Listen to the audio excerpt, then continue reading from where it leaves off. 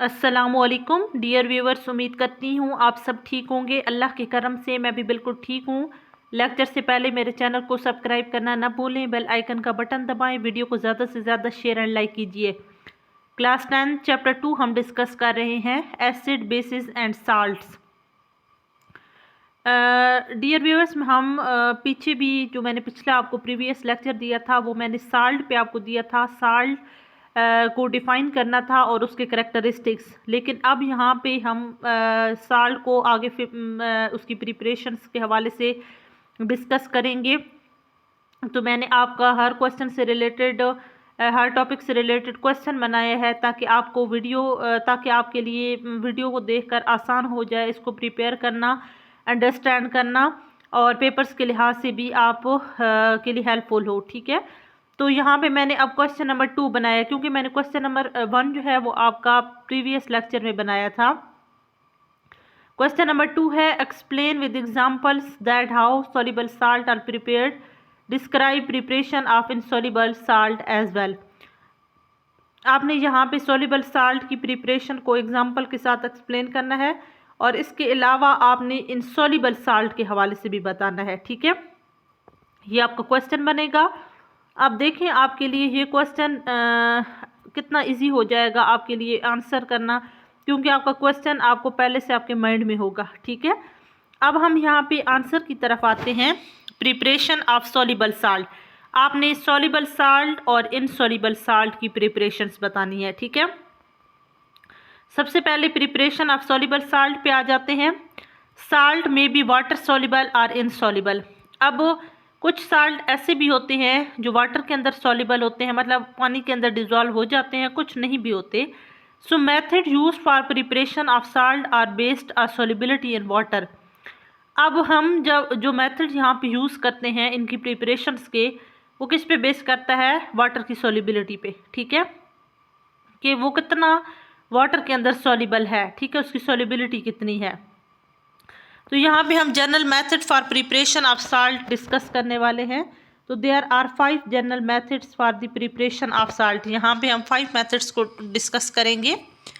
तो 4 methods make soluble salt but 1 prepare insoluble salt. ठीक है, कि अब यहाँ पे हमारे पास जो 5 मेथड हम डिस्कस करेंगे, तो यहाँ पे हम जो 5 मेथड डिस्कस करने वाले हैं उनमें 4 जो मेथड्स हैं वो सॉल्युबल साल्ट हैं। ठीक है, बट 1 प्रिपेयर इनसॉल्युबल साल्ट, लेकिन एक जो होगा वो हमारे लिए हमारा इनसॉल्युबल होगा। ठीक है, तो यहाँ पे अब 1 बाय 1 हम डिस्कस करेंगे। मैं दोबारा से आपको अंडरस्टैंड करवा देती हूँ।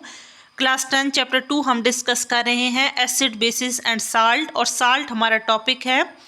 मैंने प्रीवियस लेक्चर में आपको क्वेश्चन साल्ट के हवाले से बताया था कि what are salt and write down characteristics of salt. ठीक है, अब नेक्स्ट मैंने 2 क्वेश्चन बनाया है। नंबर 2 के explain with examples that how soluble salt are prepared, describe preparation of insoluble salt as well. कि आपने यहाँ पे सॉल्युबल साल्ट के हवाले से बताना है। ठीक है, और इनसॉल्युबल साल्ट के हवाले से उसकी प्रिपरेशंस बतानी है। तो प्रिपरेशंस ऑफ सॉल्युबल साल्ट पहले हम डिस्कस कर लेते हैं कि साल्ट में भी वाटर सॉल्युबल और इनसॉल्युबल के साल्ट आपके सॉल्युबल भी हो सकते हैं और इनसॉल्युबल भी हो सकते हैं, यानी वाटर के अंदर। So method used for preparation of salt are based on their solubility in water. तो वो किस पे बेस करता है? वाटर के लिहाज से कि उसकी सॉल्युबिलिटी किस तरह की है। ठीक है, तो general method for preparation of salt अब डिस्कस करेंगे कि there are 5 general method for preparation of salt. 4 methods make soluble salt but 1 prepare insoluble salt. इसमें 4 मेथड हम सॉल्युबल साल्ट के हवाले से डिस्कस करेंगे, जो एक होगा ना वो आपका इनसॉल्युबल साल्ट होगा। ठीक है, so preparation of soluble salt हम पहले डिस्कस कर लेते हैं। Soluble salt are often prepared in a water. आपको अब सॉल्युबिलिटी किस लिहाज से बताई जा रही है? वाटर के साथ। ठीक है, कि वाटर के अंदर उसकी सॉल्युबिलिटी साल्ट की कैसे है। Therefore they are recovered by evaporation और क्रिस्टलाइजेशन। और इस तरह इसको एवोपरेशन मतलब दोबारा से आपकी रिकवरी एक तो एवोपरेशन के ज़रिए होती है। एवोपरेशन का मतलब होता है ना कि पानी का भाप की सूरत में उड़ जाना। ठीक है, एवोपरेट हो जाना। या आप क्रिस्टलाइजेशन होते हैं, क्रिस्टल की फॉर्म में आप वो इसकी रिकवरी करते हैं। ठीक है, तो यहाँ पे हम जो फर्स्ट वन डिस्कस करने वाले हैं, फॉर हमने मेथड बोले हैं ना, प्रिपरेशन ऑफ सॉल्युबल साल्ट के फॉर मेथड हैं। तो सबसे पहले आपका यानी सॉल्युबल साल्ट में तो सबसे पहले क्या है कि bye the reaction of acid and a metal, आपने अब एसिड और मेटल का रिएक्शन करवाना है और इसको आप डायरेक्ट डिस्प्लेसमेंट मेथड भी कहते हैं, ठीक है। तो इसमें क्या होता है कि this is a direct displacement method in which hydrogen ion of acid is replaced by a reactive metal such as calcium, magnesium, zinc and iron। आपने एसिड और मेटल का रिएक्शन करवाना है और इसको आप डायरेक्ट डिस्प्लेसमेंट मेथड भी कहते हैं। अब ये पेपर में एक तो लॉन्ग क्वेश्चन आ सकता है और आपसे शॉर्ट के हवाले से पूछा जा सकता है कि write down reaction of acid and metal या write down reaction of direct displacement method. तो आपने ये वाला रिएक्शन करना होगा। इसमें क्या होता है कि जो हाइड्रोजन आयन ऑफ एसिड है वो रिप्लेस होता है किसके साथ, मेटल के साथ, जब वो रिएक्ट करता है। अब मेटल कोई भी आप ले सकते हैं, calcium, magnesium, zinc and iron, ठीक है। तो हम आगे अब उसको देख लेते हैं उसके रिएक्शन को कि किस तरीके से इसमें आपकी जो है वो डिस्प्लेसमेंट होती है, ठीक है, और किस तरीके से आपका एसिड मेटल के साथ रिएक्ट करता है और इसमें से हाइड्रोजन जो आयन है वो रिप्लेस होता है, ठीक है। और इसमें आपने रिएक्टिव मेटल कौन सी लेनी है, ठीक है, क्लियर हो जाएगा आपको। तो एग्जाम्पल यहाँ पे आपके पास है एसिड प्लस मेटल। अब देखें, एसिड आपने कौन सा लेना है, हाइड्रोक्लोरिक एसिड, और मेटल आपने कौन सा लेना है, मैग्नीशियम, ठीक है। अब दोनों आपस में रिएक्ट करेंगे और उसके रिजल्ट में आपका साल्ट बनेगा और हाइड्रोजन गैस इवॉल्व होगी, ठीक है, रिलीज होगी। अब क्या होगा, H2 जिसको हम कह रहे हैं, ठीक है। अब एसिड आपने कौन सा लेना है, हाइड्रोक्लोरिक एसिड, और मेटल आपने कौन सी लेनी है, मैग्नीशियम, ठीक है। जब दोनों आपस में रिएक्ट करेंगे तो मैग्नीशियम क्लोराइड बनेगा, MgCl2, और H2 जो होगी हाइड्रोजन गैस वो आपकी रिलीज हो जाएगी, ठीक है। यहाँ तक आपको क्लियर हो जाएगा। यानी हम इसको डायरेक्ट डिस्प्लेसमेंट मेथड भी कहते हैं और इसमें इसमें एसिड और मेटल रिएक्ट करते हैं और उसके रिजल्ट में आपका जो हाइड्रोजन है वो रिलीज होता है बाय रिएक्टिव मेटल। अब मेटल आप कोई भी ले सकते हैं, मैग्नीशियम आपको बताया जा रहा है, मैग्नीशियम, जिंक, इसके अलावा भी आप कोई भी मेटल यहाँ पे यूज़ कर सकते हैं, ठीक है। नेक्स्ट अब हम यहाँ पे प्रिपरेशन ऑफ सोल्यूबल साल्ट के हवाले से जो सेकेंड पॉइंट है वो ये है, by the reaction of acid and a base. अब एसिड और बेस का आपने रिएक्शन करवाना है और इसको आप न्यूट्रलाइजेशन रिएक्शन भी कहते हैं, ठीक है। अब एसिड और बेस जब रिएक्ट करते हैं तो उसके रिजल्ट में दो चीज़ें बनती हैं, एक बनता है साल्ट और एक बनता है वाटर, ठीक है। अब देख लेते हैं कि it is a neutralisation reaction in which acid and base react to produce a salt and water. अब ये भी आपसे क्वेश्चन किया जा सकता है कि राइट डाउन न्यूट्रलाइजेशन रिएक्शन या how acid and base react with each other in soluble salt. तो आपने कैसे करना है कि आपने एग्जांपल यहाँ पे देनी है, यानी आपने एसिड और बेस का रिएक्शन करवाना है, उसके रिजल्ट में आपका साल्ट एंड वाटर रिलीज होगा। और यहाँ पे हम एग्जांपल देख लेते हैं। एग्जांपल कौन सी है, देखिए ये एसिड है हाइड्रोक्लोरिक एसिड और बेस क्या है, सोडियम हाइड्रोक्साइड। जब ये दोनों आपस में रिएक्ट करते हैं तो NaCl यानी सोडियम क्लोराइड रिलीज होता है और वाटर, ठीक है, सोडियम क्लोराइड और वाटर इसमें से रिलीज हो जाएगा, ठीक है। तो यहाँ पे हमारे पास ये एग्जांपल आ जाएगी, ये साल्ट है NaCl और वाटर आपका रिलीज होगा। इस रिएक्शन को आप न्यूट्रलाइजेशन रिएक्शन भी कहते हैं, ठीक है। ये हमारा सेकेंड पॉइंट भी यहाँ पे क्लियर हो गया, ठीक है। अब हम थर्ड वन की तरफ आते हैं, ठीक है। थर्ड जो रिएक्शन है प्रिपरेशन ऑफ सोल्यूबल साल्ट के हवाले से। नेक्स्ट हमारे पास थर्ड पॉइंट है by the reaction of acid and metallic oxide. आप देख सकते हैं, अब ये भी प्रिपरेशन ऑफ सोल्यूबल साल्ट के हवाले से है कि इसमें एसिड और मेटालिक ऑक्साइड रिएक्ट करते हैं, ठीक है। अब क्या होगा कि mostly in the insoluble metallic oxide react with dilute acid to form salt and water. अब इसमें आपने metallic oxide, insoluble metallic oxide लेना है और उसका रिएक्शन करवाना है एसिड के साथ और उसके रिजल्ट में भी आपका वाटर एंड साल्ट रिलीज होगा, ठीक है। अब हम एग्जांपल लेते हैं, उससे आपको क्लियर हो जाएगा। अब एसिड आपने लेना है सल्फ्यूरिक एसिड और मेटालिक ऑक्साइड, अब मेटल कोई भी लेना है, आपने कॉपर लिया है, ऑक्साइड यानी ऑक्सीजन। अब दोनों का रिएक्शन करेंगे, साल्ट एंड वाटर रिलीज होगा। वाटर आपका क्या है, H2O, और साथ में बनेगा इसको आप क्यूप्रेस सल्फाइड भी कहते हैं, ठीक है, ये कॉपर सल्फाइड भी आप कहेंगे। तो ये आपका साल्ट रिलीज होगा और वाटर रिलीज होगा, ठीक है। तो यहाँ पे आप देख सकते हैं, दोबारा से मैं क्लियर कर देती हूँ, एसिड और मेटालिक ऑक्साइड दोनों आपस में रिएक्ट करेंगे और उसके रिजल्ट में साल्ट एंड वाटर रिलीज होगा। वाटर आपका H2O यहाँ से रिलीज हो जाएगा और पीछे आपका साल्ट बनेगा CuSO4, ठीक है। तो ये दोनों रिएक्शन हो रहे हैं एसिड एंड मेटालिक ऑक्साइड का, ठीक है। नेक्स्ट अब हमारे पास इसका फोर्थ पॉइंट है। फोर्थ आपके पास कौन सा है? By the reaction of acid and carbonate. अब आपने क्या करना है? एसिड का रिएक्शन कार्बोनेट के साथ करवाना है, ठीक है। अब देख लेते हैं कि dilute acid react with metallic carbonate to produce salt, water and carbon dioxide gas. आपने क्या करवाना है? आपने एसिड का रिएक्शन मेटालिक कार्बोनेट के साथ करवाना है। तो 3 चीज़ें रिलीज होंगी आपकी, क्या क्या? Salt, water and carbon dioxide. अब आपने एसिड कौन सा लेना है? यहाँ पे आपके पास नाइट्रिक एसिड है और आपने मेटालिक और कार्बोनेट। अब मेटल आपने क्या लिया है? सोडियम, और कार्बोनेट आपने लेना है CO3। ये दोनों आपस में रिएक्ट करेंगे। अब आपसे तीनों चीज़ें कह रहे हैं कि आपने रिलीज करना है।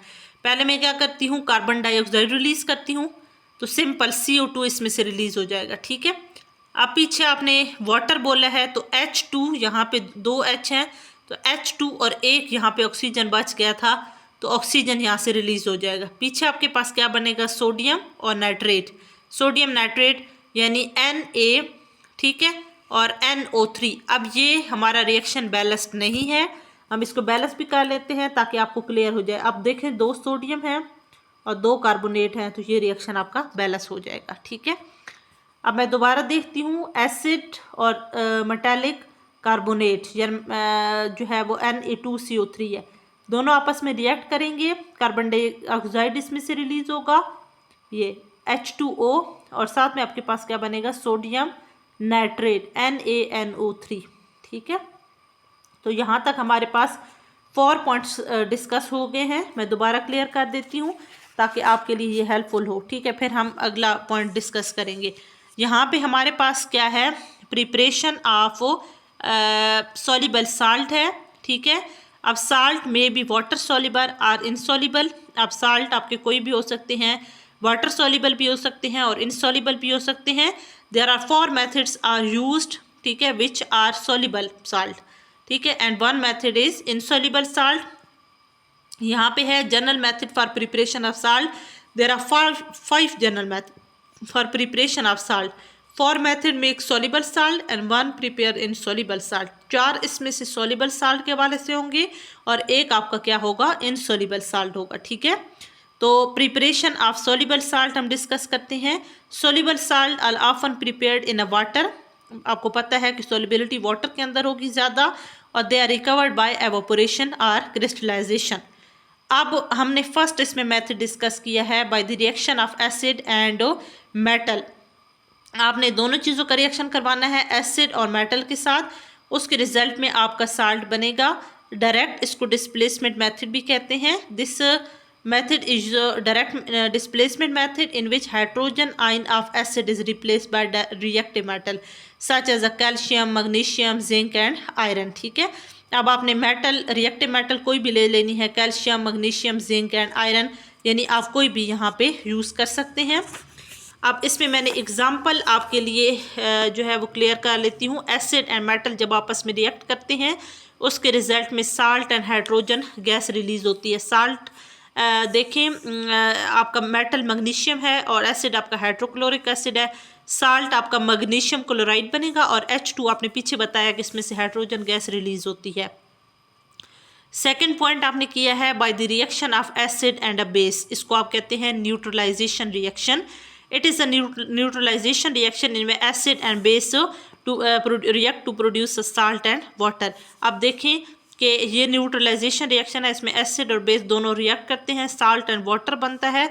जैसा कि आपने एसिड कौन सा लिया है? हाइड्रोक्लोरिक एसिड, और बेस आपने कौन सी लेनी है? Sodium hydroxide. साल्ट आपका क्या बनेगा? सोडियम क्लोराइड, और इसमें से वाटर आपका रिलीज होगा, ठीक है। नेक्स्ट हमारे पास है by the reaction of acid and metallic oxide. तो mostly insoluble metallic oxide react with acid to form a salt and water. आप आपने मेटालिक ऑक्साइड और एसिड का रिएक्शन करवाना है। एसिड आप कोई भी ले सकते हैं, सल्फ्यूरिक एसिड लिया है। मेटालिक ऑक्साइड आपने कॉपर ऑक्साइड लिया है, क्यूप्रस ऑक्साइड भी कहते हैं। साल्ट आपका CuSO4 बनेगा और वाटर इसमें से रिलीज हो जाएगा, ठीक है। तो bye the reaction of acid and metallic oxide का भी रिएक्शन हो गया। नेक्स्ट हमारे पास है by the reaction of acid and carbonate, कि आपने एसिड और कार्बोनेट का रिएक्शन करवाना है।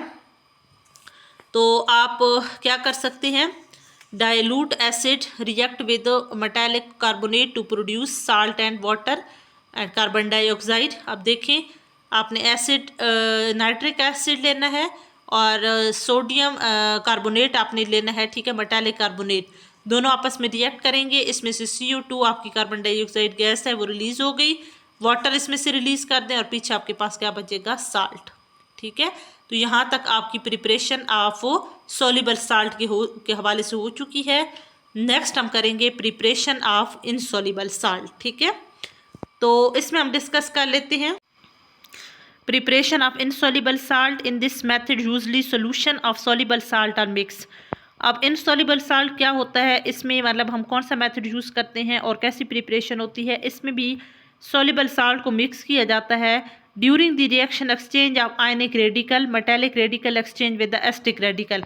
यानी इसमें ये होता है कि इसमें आयनिक रेडिकल्स जो होते हैं वो चेंज हो जाते हैं, जैसा कि मेटालिक जो रेडिकल है वो एस्टिक रेडिकल के साथ चेंज हो जाते हैं। Take place to produce 2 new salt, और उसके रिजल्ट में 2 साल्ट बनते हैं।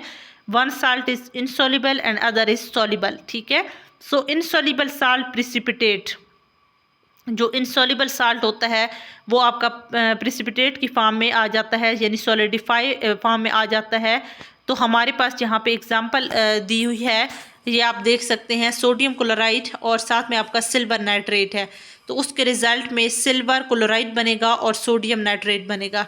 अब सोडियम कार्बोनेट की अगर हम बात करें तो क्यूप्रेस सल्फेट के साथ ये रिएक्शन करेगा, तो क्या बनेगा कि Na2SO4 यानी सोडियम सल्फेट आपके पास बन जाएगा और साथ में आपके पास क्या बनेगा, क्यूप्रेस कार्बोनेट बनेगा, ठीक है, या कॉपर कार्बोनेट भी हम इसको कह सकते हैं, ठीक है। यानी अब मैं दोबारा क्लियर करती हूँ, आपने preparation of insoluble salt discuss करना है।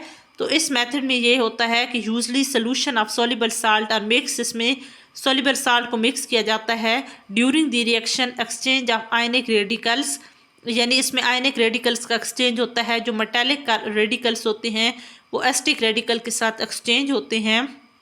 Take place to produce 2 new salt, 1 salt is insoluble and other is soluble. So insoluble salt precipitate, जो इनसॉल्युबल साल्ट होते हैं वो प्रिसिपिटेट हो जाते हैं, सॉलिडिफाई इन अ सोल्यूशन, वो सोल्यूशन की फॉर्म में सॉलिड फॉर्म में आ जाते हैं।